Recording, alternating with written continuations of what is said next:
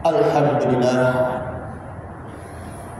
Alhamdulillahilladzi anzala ala 'abdihi al-kitaba wa lam yaj'al lahu 'iwaja. Qayyiman liyunzira ba'san shadidan min ladunhu wa yubashshiral mu'minina alladhina ya'maluna as-salihati anna lahum ajran hasana makithina fihi abada.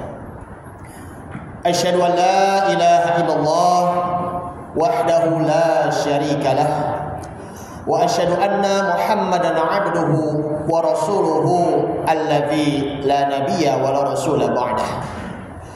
Allahumma shalli wa sallim 'ala hadzal nabiyil karim habibina wa syafi'ina wa qurrati a'yunina wa maulana Muhammadin wa ala alihi wa ashabihi ajma'in, amma ba'du.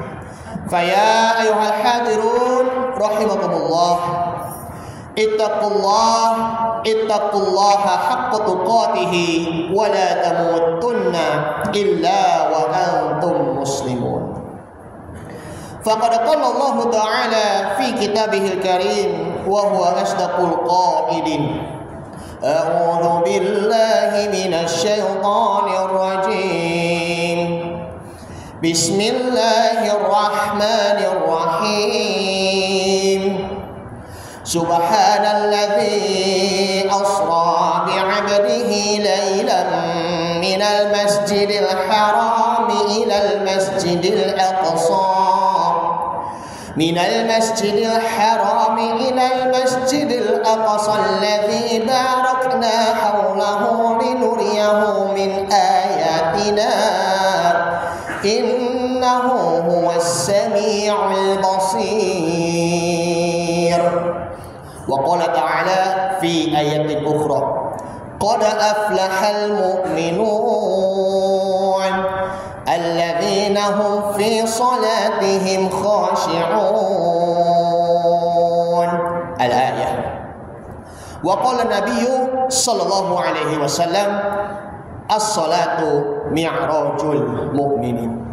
صدق الله العظيم وصدق رسول النبي وحبيب الكريم ونحن على ذلك من الشاهدين والشاكرين والحمد لله رب العالمين. Ma'asyiral muslimin wa zumratal mu'minin rahimakumullah.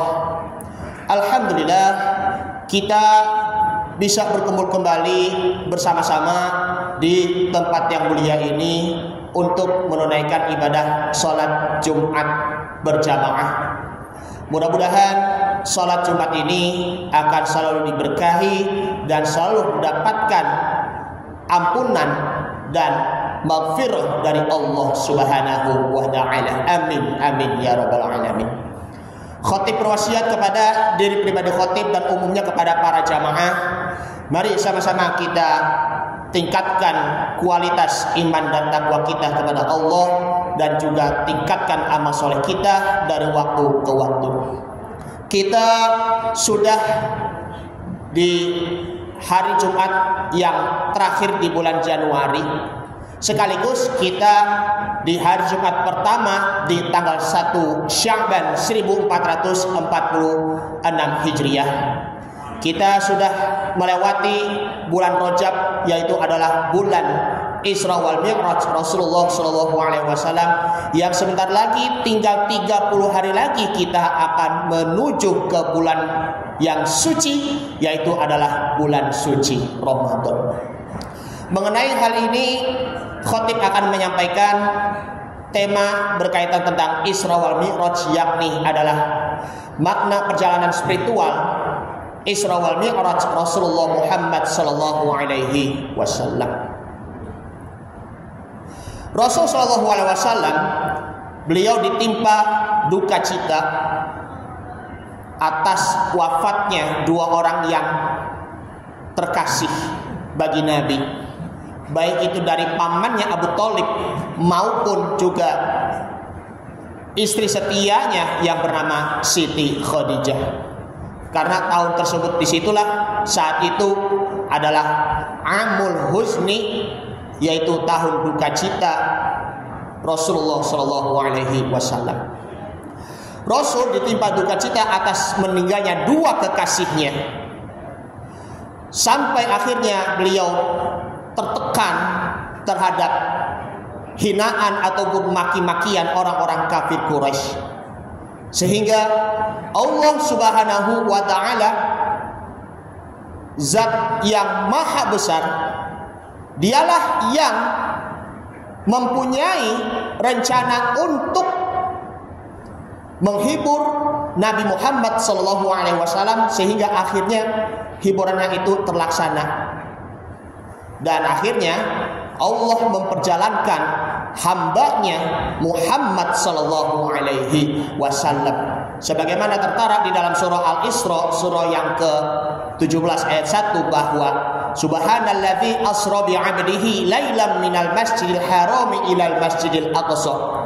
Maha suci Allah yang telah memperjalankan hambanya, yaitu Muhammad SAW, dari Masjidil Haram ke Masjidil Aqsa, alladzi barakna haulahu linuriyahu min ayatina, yang telah kami berkahi kepadanya agar dapat diperlihatkan tanda-tanda kebesaran kami. Sesungguhnya Dia maha mendengar lagi maha melihat. Nabi SAW diperjalankan oleh Allah Isra dari Masjidil Haram ke Masjidil Aqsa melalui yakni adalah kendaraan buruk, kendaraan yang lebih besar daripada keledai dan warnanya itu putih. Dari perjalanan Isra-nya melewati 4 perjalanan, baik itu dari perjalanan yang pertama yaitu adalah Madinah, tempat yang nanti menjadi tempat hijrahnya Nabi SAW. Kemudian yaitu adalah Madian, merupakan tempat persembunyiannya, yakni adalah Nabi Musa bersembunyi dari kejarannya Fir'aun. Kemudian ketiganya yaitu adalah Bukit Tursina, tempat munajatnya Nabi Musa kepada Allah. Kemudian Baitul Lahmi, perjalanan yang keempatnya, tempat Nabi Isa lahir.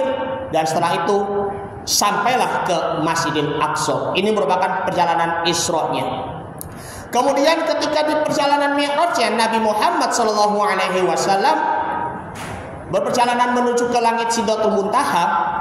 Langit pertama bertemu dengan Nabi Adam alaihissalam, langit kedua bertemu dengan Nabi Isa dan Yahya, langit ketiga bertemu dengan Nabi Yusuf, langit keempat bertemu dengan Nabi Idris, langit kelima bertemu dengan Nabi Harun, langit keenam bertemu dengan Nabi Musa alaihissalam, dan langit ketujuh Nabi Muhammad bertemu dengan Nabi Ibrahim Khalilullah, kekasih Allah.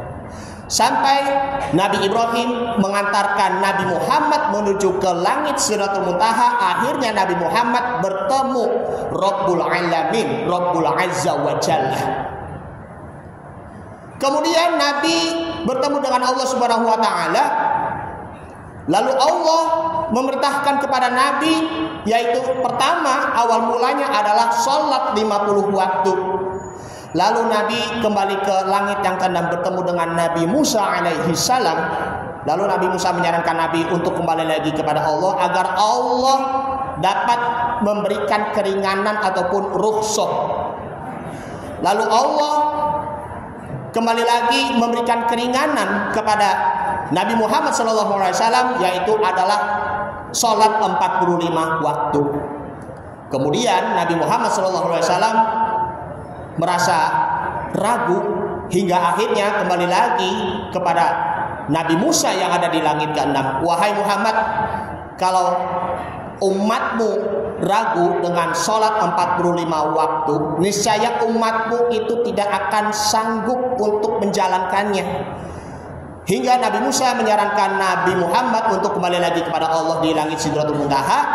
Dan akhirnya Nabi bertemu dengan Allah kembali dengan diberi keringanan, yaitu Allah Subhanahu wa taala memberikan perintah, yaitu adalah sholat 5 waktu. Ma'asyiral muslimin wa sahabatul mukminin rahimakumullah. Perjalanan spiritual mungkin itu tidak bisa dipergunakan dengan akal ataupun nalar manusia. Tetapi itu perlu dijadikan pelajaran bagi umat Islam. bagi orang-orang yang beriman kepada Allah Subhanahu wa taala. Makna dari perjalanan spiritual Isra wal Mi'raj Rasulullah Muhammad sallallahu alaihi wasallam di situ adalah healing, yaitu adalah mengobati dengan cara berperjalanan spiritual untuk menyembuhkan luka fisik ataupun luka spiritual. Karena Nabi Muhammad SAW itu tertekan terhadap orang-orang kafir Quraisy yang selalu melecehkan, merendahkan dakwah Nabi Muhammad SAW, bahkan meninggalnya Abu Thalib maupun Siti Khadijah. Maka dengan perjalanan spiritual inilah sehingga luka batinnya, luka emosional Nabi Muhammad SAW itu sembuh, dengan juga disertai dengan sholat. Karena sholat disinilah itu dapat menyembuhkan luka hati kita dan dapat menghilangkan masalah-masalah hidup kita. Kita semuanya hadirin yang dimuliakan Allah Subhanahu wa taala, bisakah kita mengikuti Nabi Muhammad SAW kalau Nabi Muhammad SAW itu mempunyai luka emosional ataupun luka batin dengan cara healing, baik itu perjalanannya Isra Mi'raj maupun juga sholatnya? Kita bisa kalau menyembuhkan luka batin kita, fisik kita dengan cara yakni adalah sholat. Bisa juga kita membaca Al-Quranul Karim, bisa juga kita hadir di majelis taklim, bisa juga kita menghafal Al-Quran. Dan tentunya kalau perlu kita melakukan perjalanan tadabbur alam, kita perjalanan ke gunung untuk menghayati ciptaan Allah Subhanahu wa taala, ataupun yang kita bisa wisata religi ke wisata masjid yang legenda seperti masjid yang ada di Demak ataupun yang di Kudus, ataupun juga wisata ke Masjid Al-Jabar Bandung dan lain sebagainya dan lain sebagainya.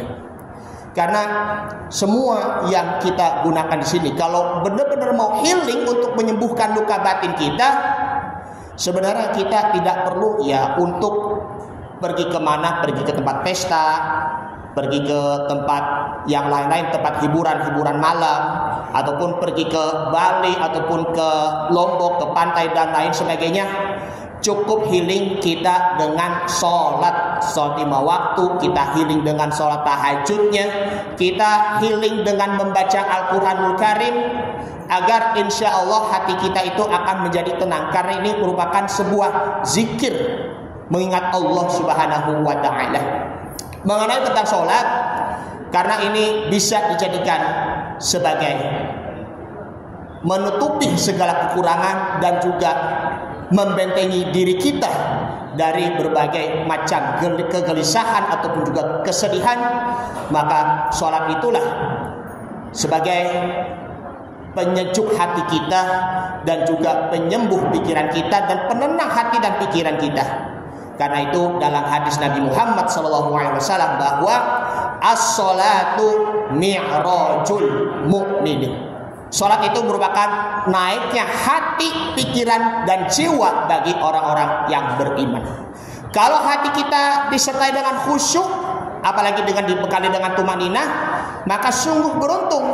Allah Subhanahu wa taala berfirman di dalam surah Al-Mu'minun, surah yang ke-23 ayat 1 dan 2, qad aflahal mu'minun. Sungguh beruntung bagi orang-orang yang beriman. Siapa? Alladzina hum fi sholatihim khosyi'un. Mereka itu adalah orang-orang sholat dalam keadaan khusyuk, dalam keadaan tunduk kepada Allah Subhanahu wa ta'ala. Punya masalah, punya beban hidup, ataupun ya kalau kita ditimpa berbagai macam ujian, larilah kepada Allah Subhanahu wa ta'ala melalui dengan sholat. Larilah kepada Allah Subhanahu wa ta'ala melalui membaca Al-Quranul Karim. Larilah kepada Allah Subhanahu wa ta'ala dengan mengucap kalimat thayyibah la ilaha illallah Muhammadur Rasulullah, agar Allah Subhanahu wa ta'ala akan memberikan kemudahan dan kelancaran urusan kita di dunia dan di akhirat. Amin amin ya rabbal alamin. Ma'asyiral muslimin wa zumatal mu'minin rahimakumullah. Ini saja yang Al-Fakir sampaikan, mudah-mudahan bermanfaat. Barakallahu wa lakum fil Qur'anil karim wa nafa'ani wa iyyakum fihi minal ayati wa dzikril hakim wa taqabbala minni wa minkum tilawatahu innahu huwas samiul alim. Aqulu qawli hadza wa astaghfirullahal azim li wa lakum wa lisairil muslimina wal muslimat wal mu'minina wal mu'minat fastaghfiruhu innahu huwal ghafurur rahim.